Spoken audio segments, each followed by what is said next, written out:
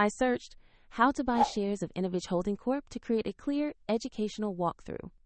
Innovage is a healthcare services company listed on Nasdaq under the ticker INNV, and this video is for educational purposes only, not financial advice.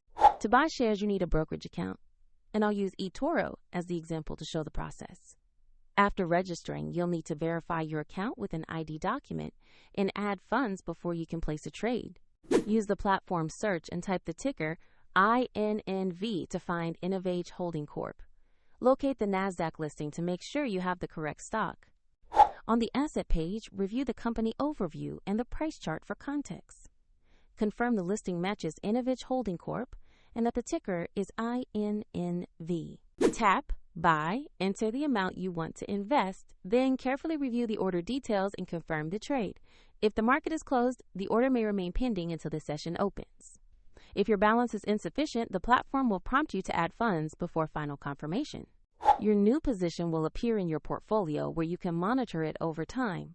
A link to eToro is in the description if you want to follow the same example.